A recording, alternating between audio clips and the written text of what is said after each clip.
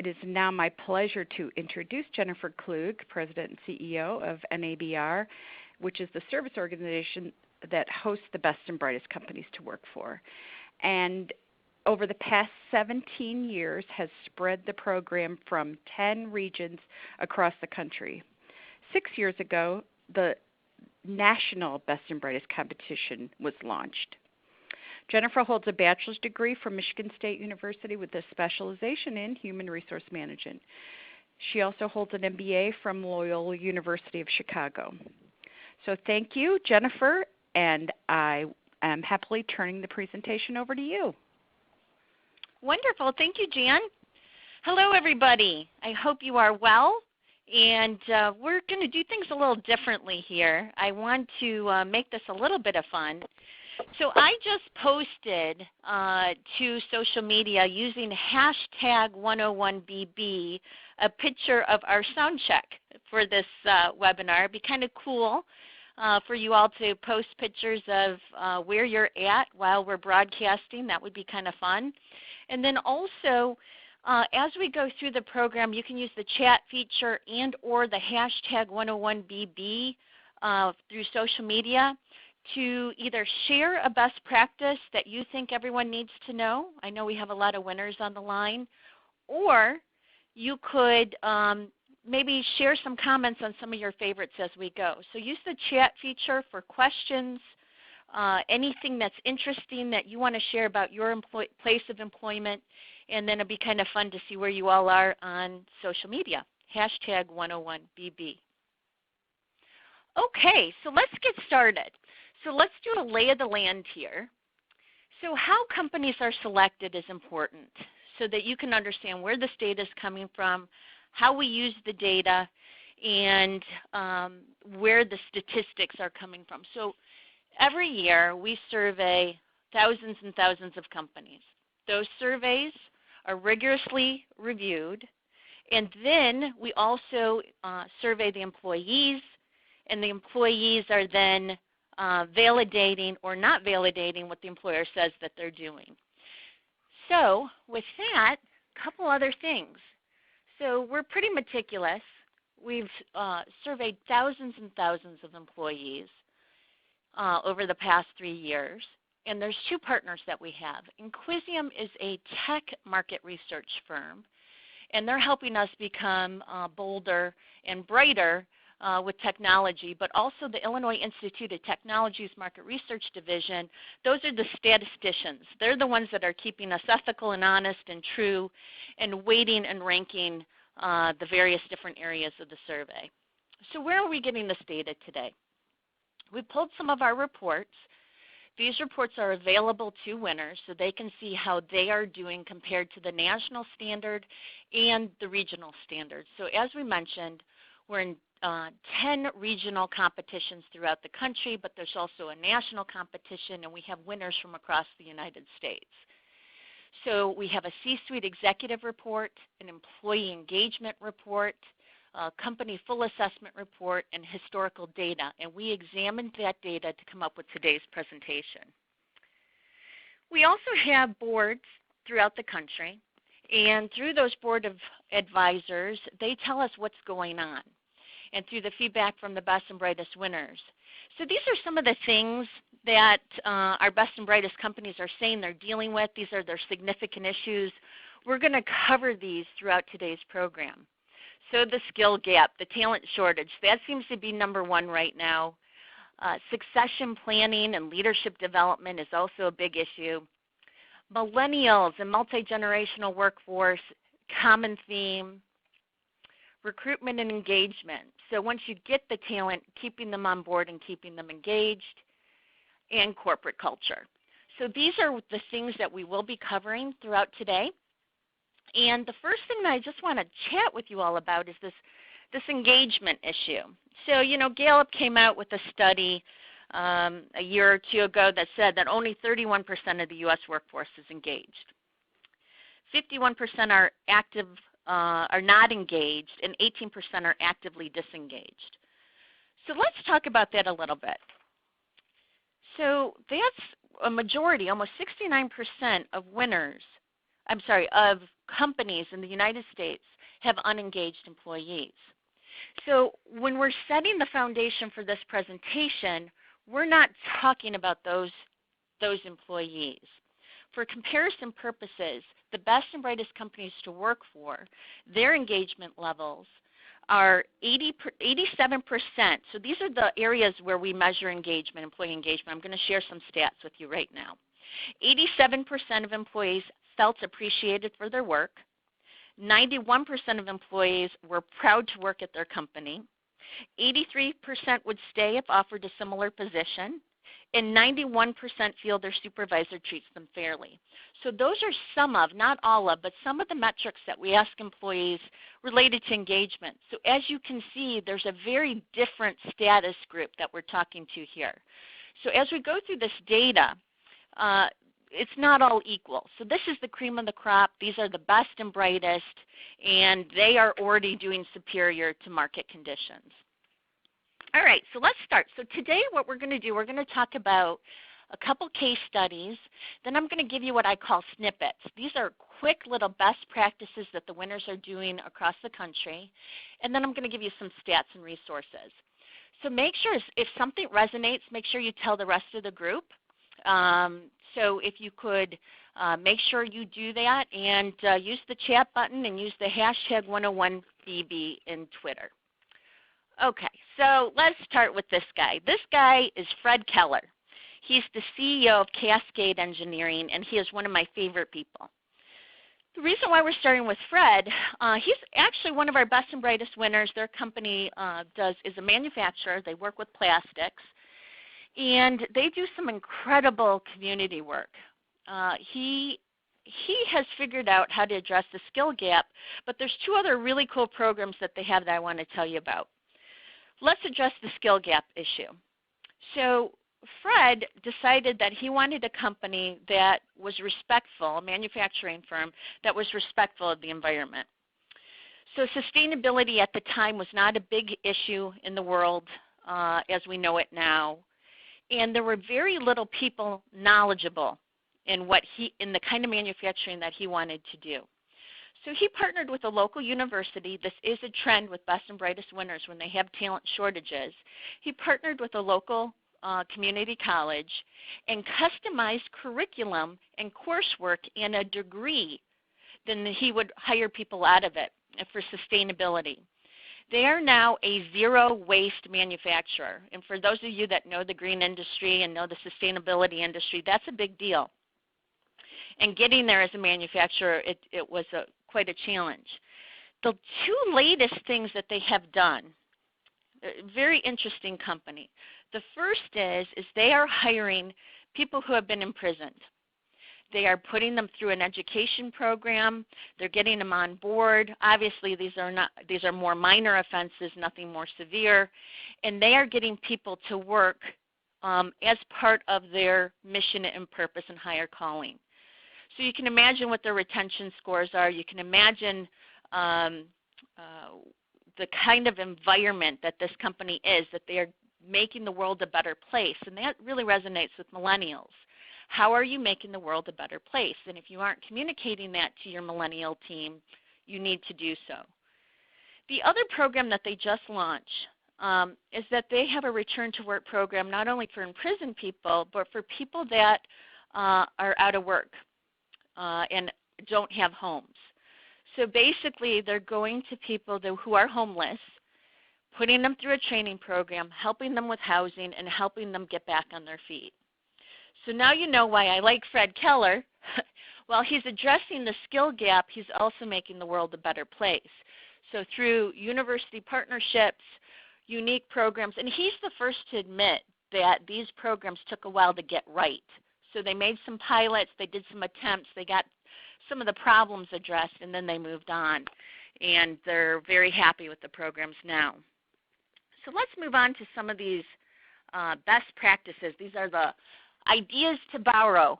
So I'm going to fly through these, but these are from across the country.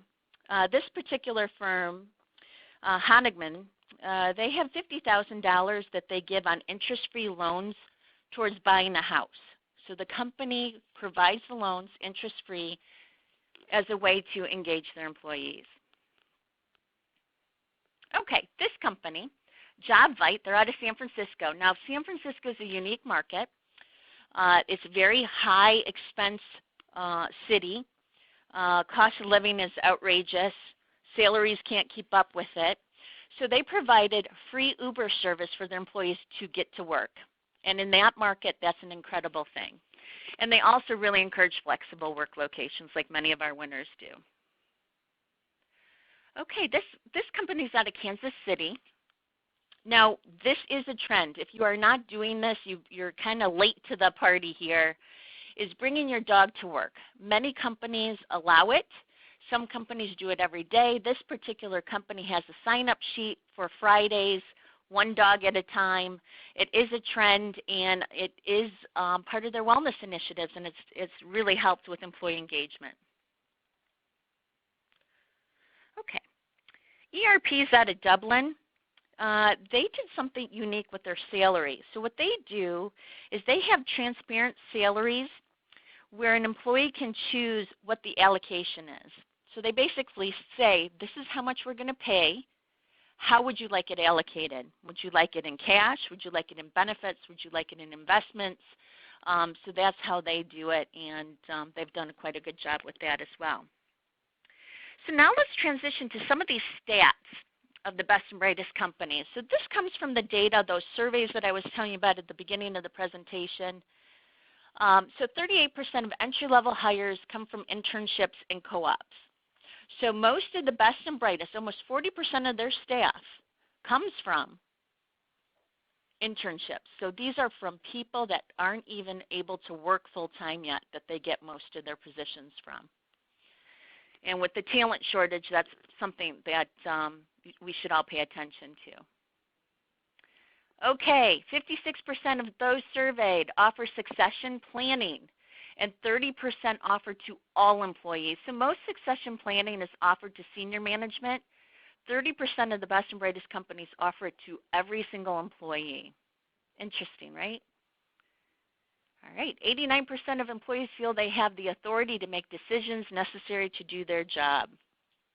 Okay, I'm going to pause there. Make sure that resonates. I'm going to read it again. 89% of employees feel they have the authority to make decisions necessary to do their job. This is one of the things that we measure for engagement. Okay, so this one's cool. So I noticed in the beginning there was a question before we started on how do people pay for time off. The trend with the best and brightest companies to work for is unlimited paid time off. So the theory is that you design your policies and procedures for your best employees, not your worst ones. So unlimited paid time off is a big deal. HRQ in Dallas, they do this. And in addition, this is another trend with the best and brightest. You'll see a couple best practices on this. They offer, HRQ offers a month-long sabbatical to all employees after 5 years of service.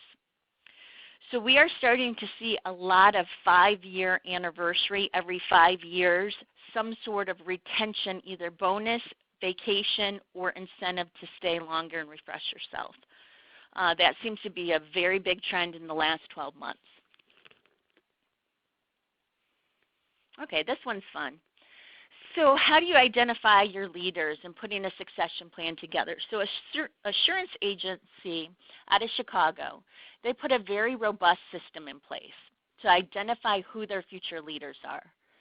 And they spend months and months identifying who these leaders are and putting them and separating them almost into an elite group of employees. They get a personalized development plan, and they get a personalized retention plan customized for that unique individual. So sometimes you hear about dream incentives. What's your dream? The company will help you get there. Those are the kind of retention plans that we're seeing happening in the marketplace. All right.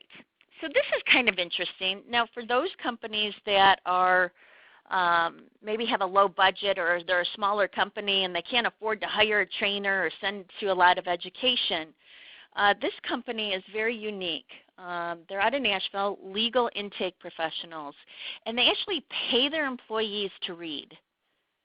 So that's a very effective, low-budget snippet here of something that you can do to incentivize people to be better.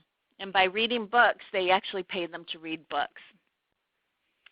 Okay, so let's go on to our next case study. And I know LaSalle might even be on the call today. LaSalle Network is out of Chicago. They're one of our elite winners. They also have an office in San Francisco.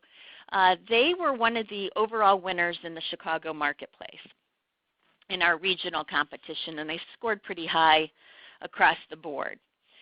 So what's unique, and there's some patterns here with the best and brightest companies as well, is that the top leadership has to be trusted and there has to be transparency. Tom is the epitome of that. He's very honest. He's very open. He shares numbers. He's very transparent about how the company's doing and what's going on. So when he started his company, he wanted to make sure that he controlled the way that the culture should be. So that's very unusual for entrepreneurs when they're starting the company. Now they have hundreds of employees. But at that ground, the sweat toil period, he actually designed the culture and the culture that he wanted, and he knew he would be a large firm one day. And so what he did is he put together 3 C's and 3 E's. And he designed the culture around compassion, collaboration, competition, and the 3 E's: educate, empower, and empathize. So to go a little bit more in detail on that, now just let's stop there for a second.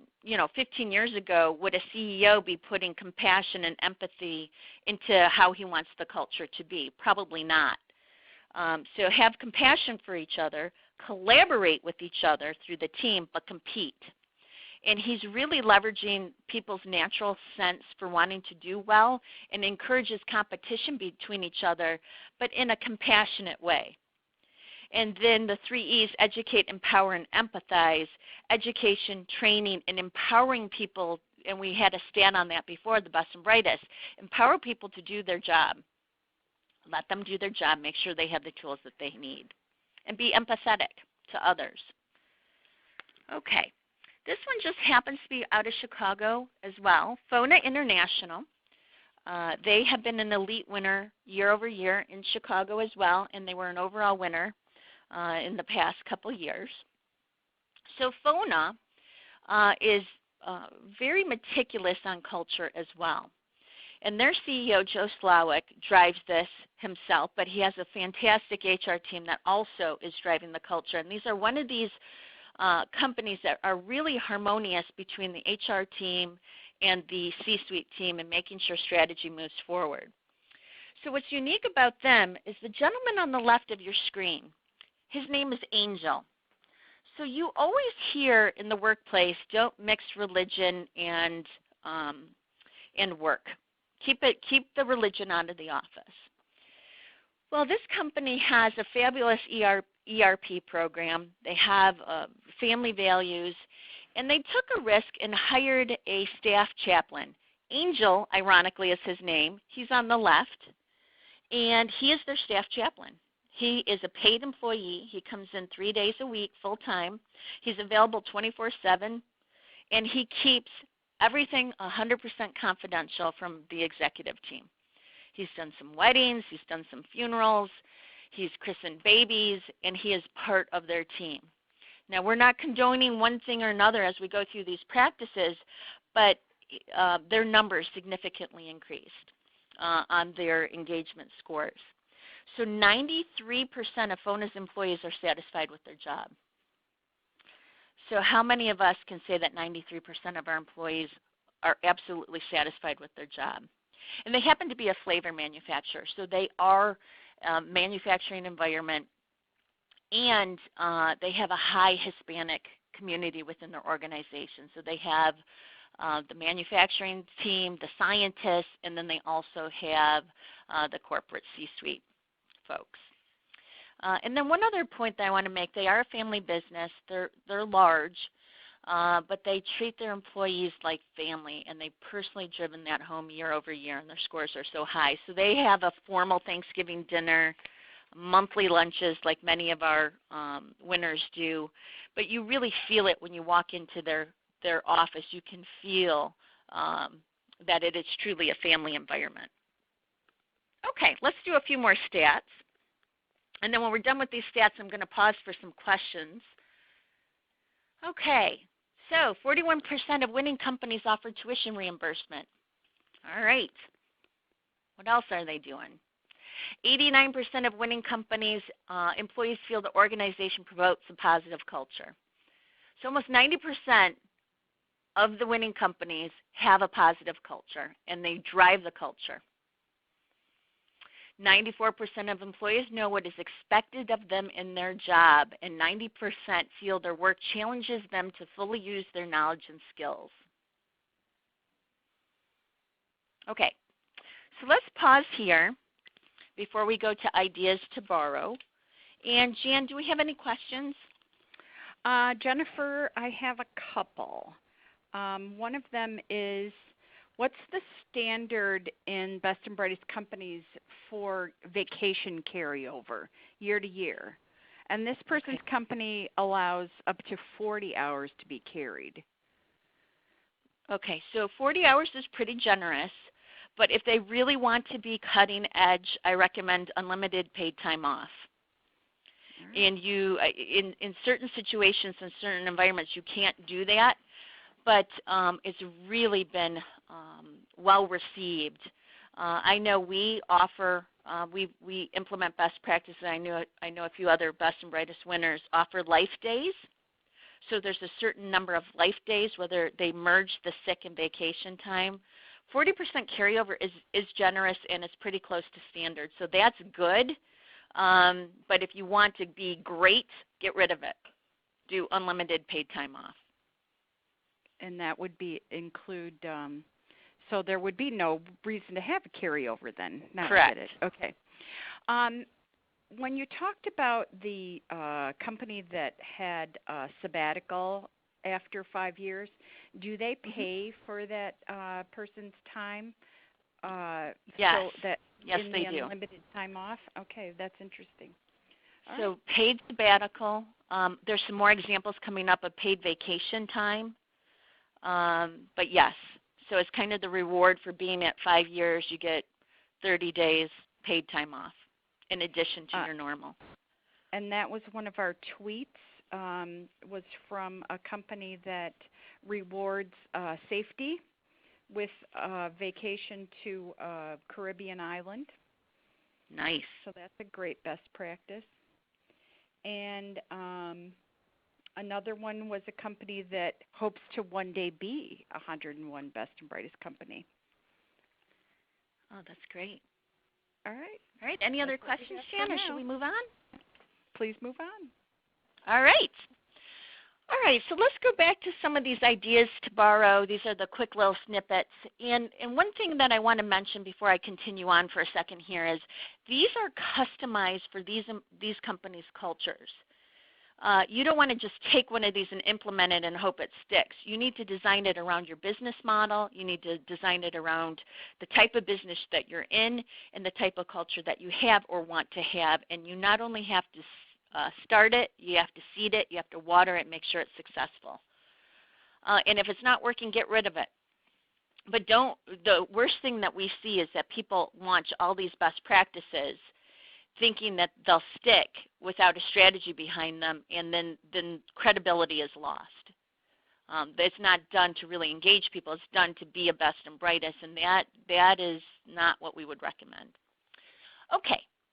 So Retrofit is out of Chicago.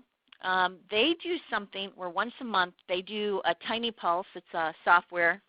You can do this with any software, where it's a quick question, how happy are you on a scale from 1 to 5?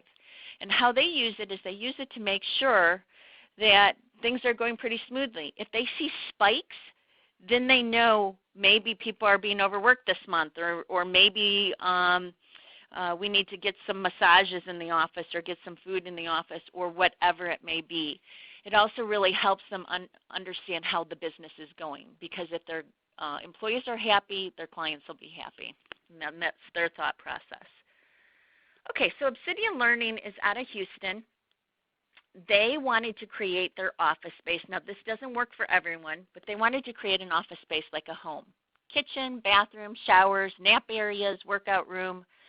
And they really encourage these items to be used. So they bake cookies, they garden, they make puzzles together, and that's the environment. But again, they're driving that. So here's another example of a retention bonus.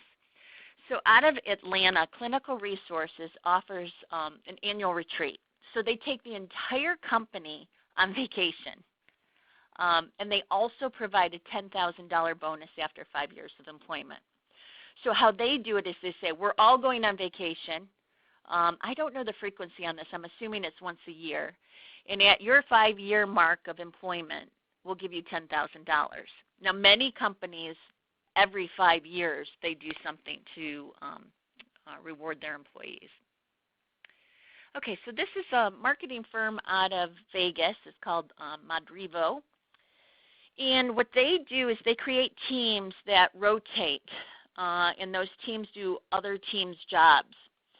And so what they have found that this has done a lot to build the culture and help people understand the business, but also it really helps drive the team cohesiveness.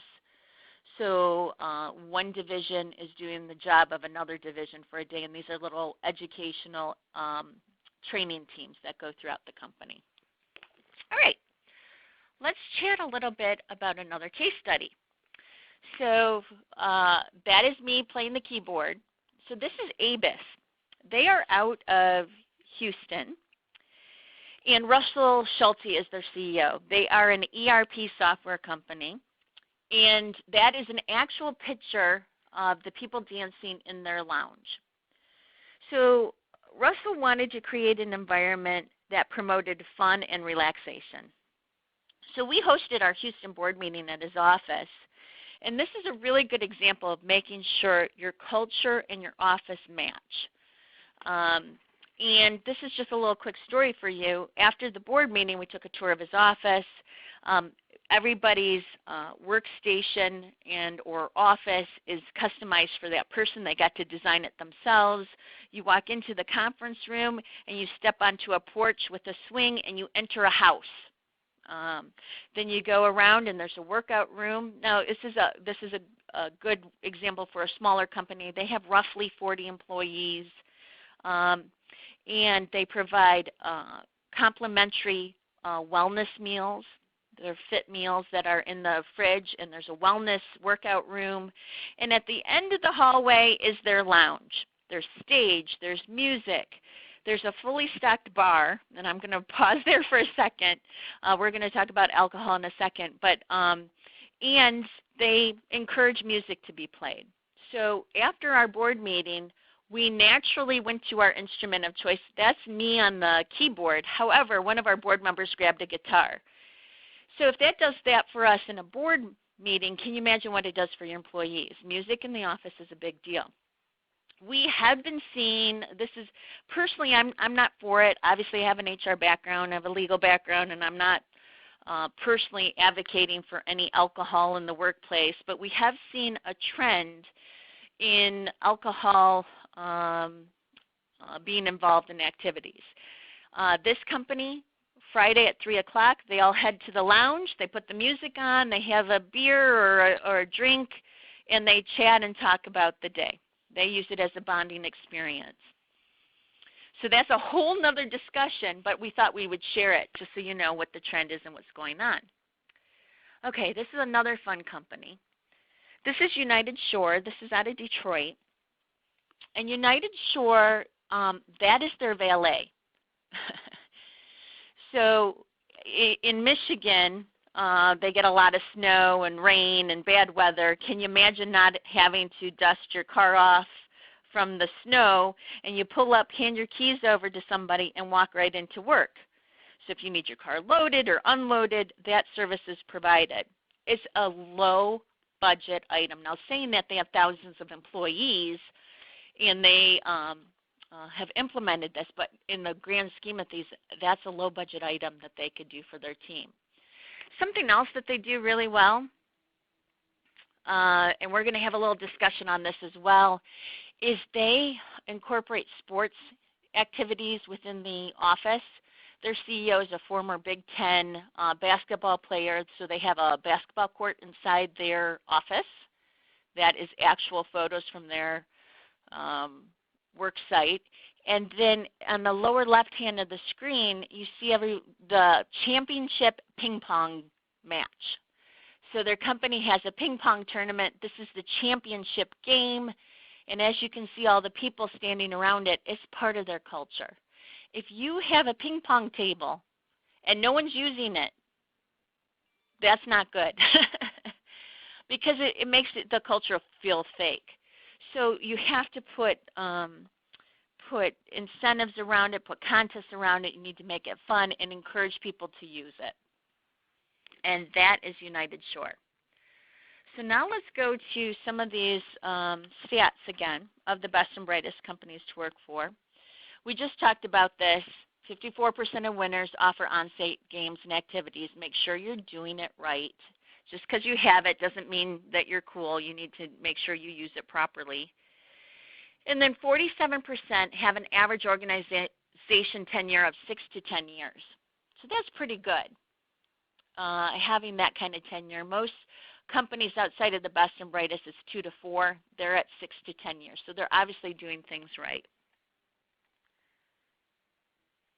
Okay, 94% work in an environment where they help each other out, and 87% feel their coworkers deliver on commitments. Pretty cool. As it relates to wellness, we have a separate wellness program, the best and brightest in wellness, and 30% of the winning companies have on-site wellness solutions. Now, this data is about 12 months old. While when we first started tracking this was trending up. I'm sure this number has gone significantly up in the last 12 months. And I know we're going to have another one of these presentations in the fall with more recent data too. Okay, speaking of wellness, one of our wellness winners we thought we'd share with you is Quicken Loans. They're a mortgage company. They're headquartered in Detroit. They have over 200 wellness activities per year. They have about 10,000 employees. I think about 8,000 of them are in their headquarters. So they're quite a large firm, but it is part of their culture. So one of the cool things that they do, they have their own cafeteria, and they've color-coded the food. Red is bad, green is good, and yellow is kind of not there. So you're making healthy choices. They have on-site fitness instructors that are staff. They have almost their own, I don't know how to describe it, like an LA Fitness within their property that they manage for their employees. So you can take a Zumba class or you can do Pilates class, and the instructors are right there. And that, ironically, they also have a basketball court. And on the left, you can see that they encourage scooters in their office. That's their C-suite there. I see the head of their technology on the left in the blue jacket. That's their chief technology officer, and they're having a scooter challenge. So you can get a feel of who they are and what they're about. Okay, so this is pretty cool. We score on community engagement and what you're doing in the community. American Global Logistics, they're out of Atlanta, and employees can give up their lunch hour to go deliver food to the needy. Pretty cool idea. It's low budget, people feel good, and it's facilitated through their employer so that they can go to a food bank, deliver food, or obtain food, or help package food. This is a great example of how the culture is driven specifically, these little engagement tactics or techniques, specifically for their type of business. Mutual Trust Financial Group, they're financial advisors, lots of number crunching all day long, lots of watching stocks and whatnot. And they have implemented a Blue Ocean Brain program. And in fact, we had the Blue Ocean Brain speaker at one of our events. And what they do is they send out an email and tell everyone to log on to their 10-minute brain challenge. So they do brain games. They're puzzles, they're quizzes, they're the kind of things that activate the part of the brain that they need done. Very cool idea. So if you have C-suite that is a little squeamish to getting some new things up and out, if you can tie it into why it would be better for performance and better for the client, this is a great example. Okay, EVS is out of Arizona, and they are an interesting company. So everyone starts at the same level, and they promote 100% within. So their philosophy is if you haven't done it, then you can't teach it, and you shouldn't be promoted. You shouldn't be a supervisor if you haven't done the job. So they have done an interesting requirement of 100% promotion from within. Not for everybody, but maybe for your industry it might be right. Okay, so this is not a surprising thing that Riverfront does, but it's an oldie but a goodie. And if you're not doing this, this might be something that you want to do. So they ask their team on a regular basis, what should we start doing, what should we stop doing, and what should we continue to do? And this is actively done throughout their culture so that employees feel like they have a voice. That's very important, that employees have a voice and they feel like they're contributing and they're being heard. Okay, so now we're going to go to another case study. All right, so in the history of the best and brightest companies to work for over the last 18 years that we have been doing this program, we've only had one company, and you can guess who it is. We've only had one company that has gone straight to the top in their first year. So that is Radio Flyer. And they have an excellent onboarding program, and this is why they went straight to the top. So let me explain this to you. Radio Flyer is exactly that. The red wagons, they have tricycles, they have toys, iconic toy company from years past and into today. So Radio Flyer, very interesting company. They want to be the elite employer. So in order to get into Radio Flyer as an employee, they want to make it like Harvard. So they have created this demand to work for them. And what they have is they have a 10-step process, which takes months. The hiring process takes months. And they have so many candidates in a waiting list that they've created the demand to work for their company. Now that goes with their culture, it goes with everything that they do, but it includes a meeting with the CEO as part of the 10-step interviewing process, and it includes an assignment. Now we've had other best and brightest winners that have an assignment during the selection process. This happens to be a written assignment, and it is scored and reviewed by a team of people. Every candidate knows the 10-step process. They know they can be cut anytime. It's almost like survivor of the candidates. And the onboarding, once they do welcome a candidate on board, the onboarding lasts 1 year, and they're automatically put into their own in-house university. Orientation itself lasts 90 days, and the stats prove it. At the 10-week mark, so that's what, 2.5 months, 10-week mark, 100% of employees hired feel welcomed. So, you know, how many times have you hired people and in the first 10 weeks they haven't worked out, or you know they're not going to work out? And their retention rates are off the chart. They have a ton of cool things that they do for their culture as well, but I thought I'd share their onboarding process and the old adage, hire slow, fire fast. So not only do they hire slow, they engage slowly. It's a very methodical process.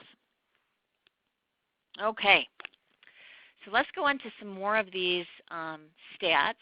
84% of employees surveyed of the best and brightest felt satisfied with the value of their benefits. 93% understand the company's missions and values. I certainly hope so. 73% of new hires come from employee referrals. So if you are having recruitment issues, is 73% of your hires coming from your own employees? Are they recommending them?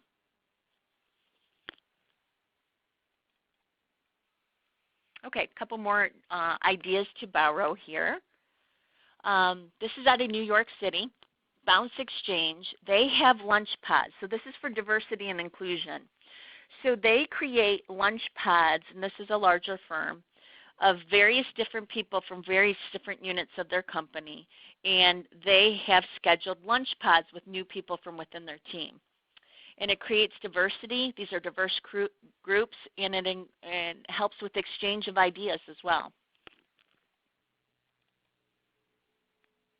Okay, Top Spot out of Houston. Okay, here's another retention strategy. As you can see, there's a lot of these, and this is a trend, so that's why we're sharing so many of them. They offer 15 days of vacation in the first year of employment. 15 days in the first year of employment. At 5 years, 30 days. On the 7th anniversary, and every year thereafter, they pay for the employee's vacation. So $2,500 in vacation dollars. So this is a retention technique. It obviously works. They're doing quite well.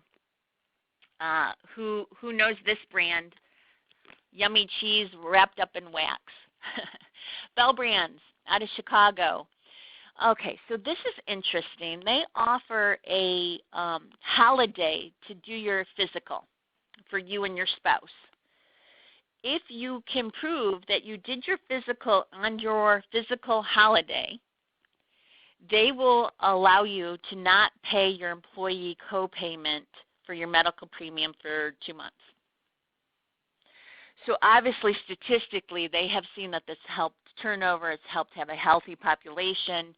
And so statistically, they found value in it. So that's an interesting one. I like this one too. Out of Chicago, Framework. So they have partnered with their local Veterans Affairs, and they bring in talent through their local Veteran Affairs group. They've trained the candidates, and at the 2-year mark, they're guaranteed to double their starting salary. So not only do they have a talent pipeline, they bring them on board, they train them, and at the 2-year mark, they keep them engaged. And it's a great program. Okay. Huggins Hospital out of New Hampshire. I like this one because it not only tells everyone to take 1 day or so many hours on community service, make sure you're out there doing good work. They actually score it on their annual performance review. So part of their performance review is what have you done for the community as a whole, how much time did you spend doing it, and they actually put it in their performance review. So it almost guarantees that people will do it. Okay, so this is a nice time to take a little break for questions before I give some more, before I wrap up on some of this data and how we did as a nation for the best and brightest. So Jan Hubbard, what questions are there that I can answer? Hi, Jennifer. There's a lot of questions here about the return on investment in many of these programs. Do you have any statistics on that? No, unfortunately I do not. Each company has done the return on investment separately, or they wouldn't be doing these programs. We do measure the overall satisfaction of the programs, but not the ROI. Okay. I will tell you this, many winners do pilots of programs. So if you're going to launch a program, I suggest you do it as a pilot and you tell your employees, we're going to try this, see how it goes.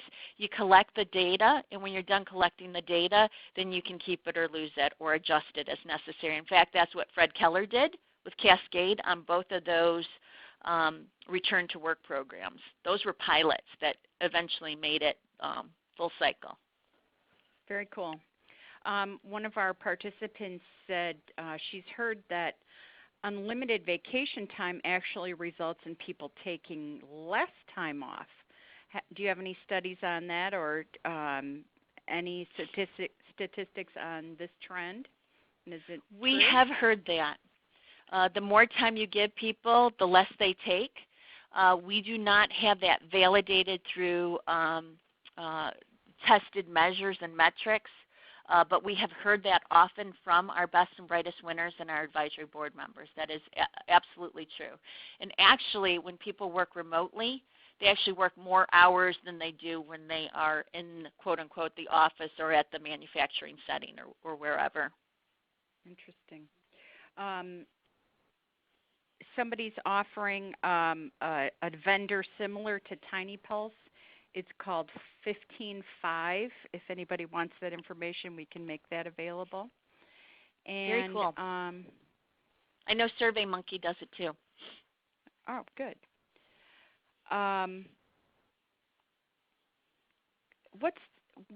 Have you measured the difference between a large company and a small company, that the success of an employee engagement program? Mm-hmm. Okay, so this is easier for a small company. Yeah, we get this question a lot. What we hear is, well, that's not fair. They're a small company. They can move faster. And then the small companies say, well, that's not fair. They have the money to do it. So through our data and collection, there is no statistical difference between a small employer engagement and a large employer engagement, statistically. Mm-hmm. It's not a big enough difference for a signal to go up. Very interesting. What about the cash payments and vacation payments and those kinds of things? Are the employers paying the tax on those, or do the employees? You know what? I'm pretty sure those run through payroll, and you can, if you spot bonus it, you can choose to have the taxes in or out. I think that is a case-by-case or company-by-company decision. If you don't do it as a spot bonus through payroll, then it is definitely taxed. If you just add it to their regular check, it's definitely taxed. Most of the winners, most winners do the taxes. Okay, very good. They run it through payroll. A lot of people saying that they agree. They offer 15 days vacation time. A lot of agreement questions or comments here. Good. Just one of the questions, actually a few of them, is will we get a copy of the presentation? It is being recorded, and it will be posted on the Best and Brightest website on the Elite Suite education page. Great. All right. And you can, and so past webinars are there. Oh, sorry, Jan. Okay. No, that's okay. I was going to say past webinars are on there as well for anyone to watch. Okay. So moving on. So what do the best and brightest have in common? So these are some of the common threads that we see of the best and brightest, specifically the elite winners. So how this works is we score and rank the best and brightest companies to work for. And then for the top 20 to 30%, we rescore them and look at them a little bit more closely to see who truly is the top of the top. So the elite winners, we have overall winners, who are the highest score, and then we have elite winners in various categories, such as communication, retention, recruitment, engagement. So strong leaders driving the culture, statistics and measures that quantify HR initiatives are working. So to answer that one question, it's your responsibility to measure these, and are they working, and to provide those to the C-suite. Honesty and openness. You care about the whole person. So most of these practices are not engagement on the job, but engagement of the whole person. Is there something going on in the home that you can accommodate? Work is appreciated. The physical environment and the culture match.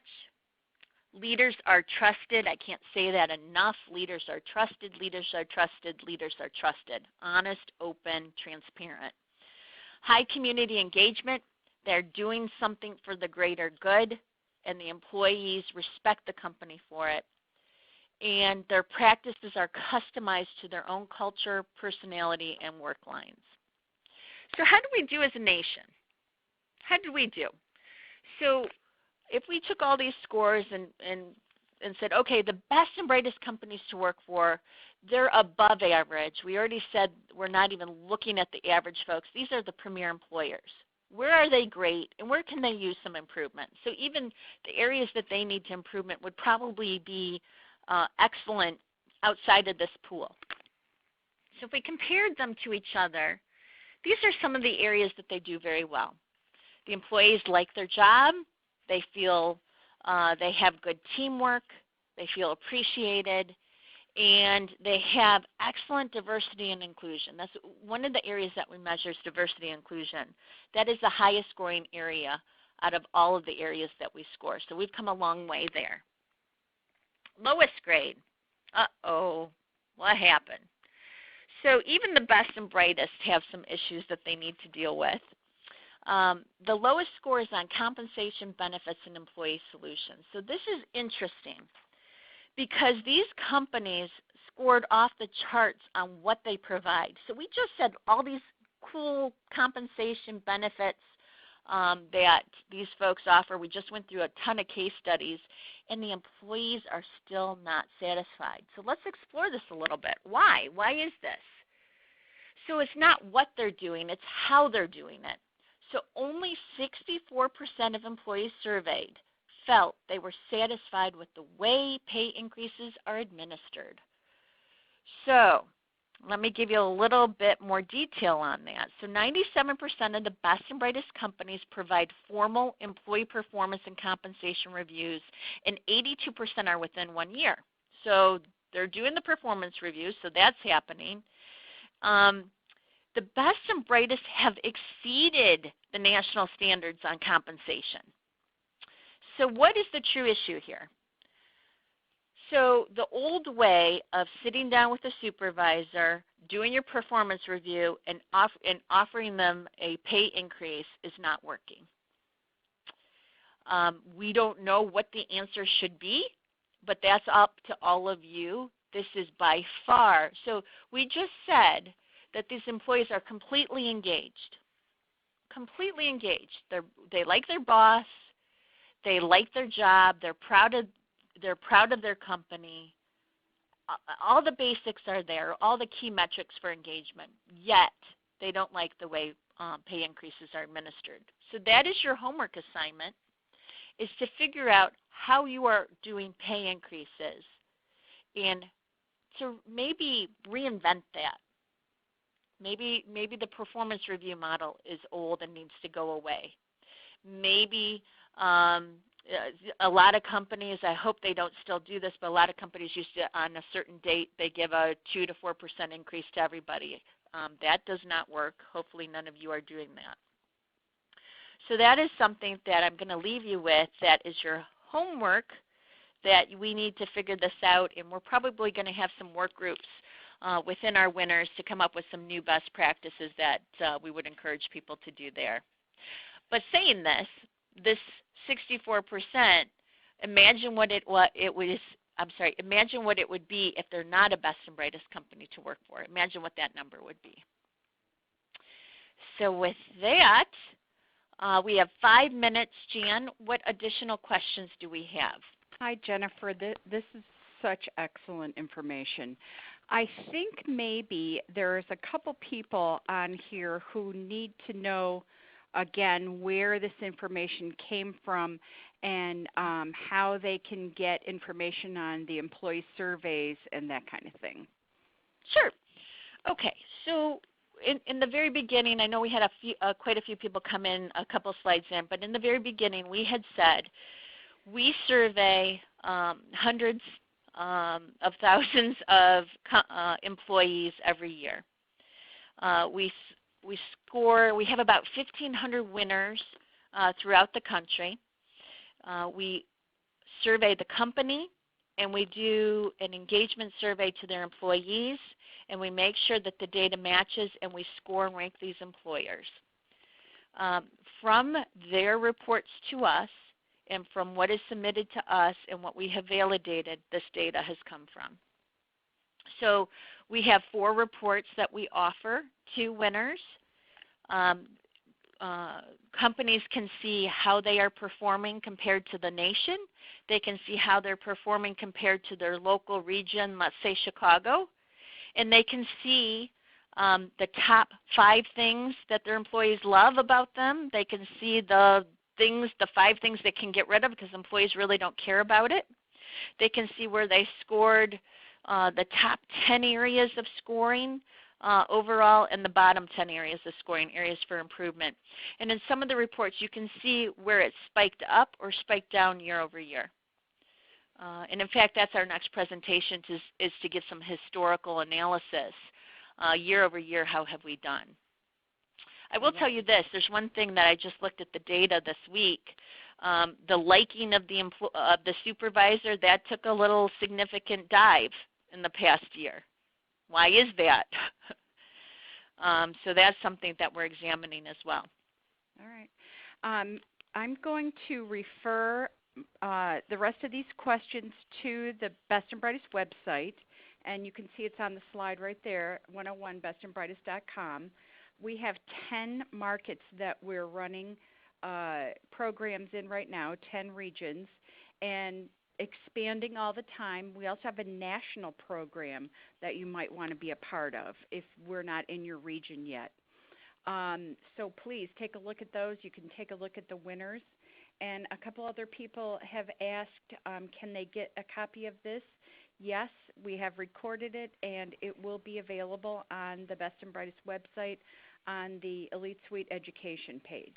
I'll make sure you get a link because I will be sending all of you who have participated for the entire time a survey, evaluation questionnaire asking for your comments, and a place for you to indicate that you would like to receive a certificate for 1 hour of continuing education. This is the only way for you to receive the recertification credit. Once you've completed the evaluation, you can expect to receive your certificate within a week or so. Mm-hmm. So it's 12:59. We did this on time. Is that awesome? I invite you to take advantage of webinars, which should be just about every month this year. So thank you, Jennifer, and thanks again to all of you. You got it. This concludes. That concludes the webinar for today. We thank you for your participation. I say please disconnect your line.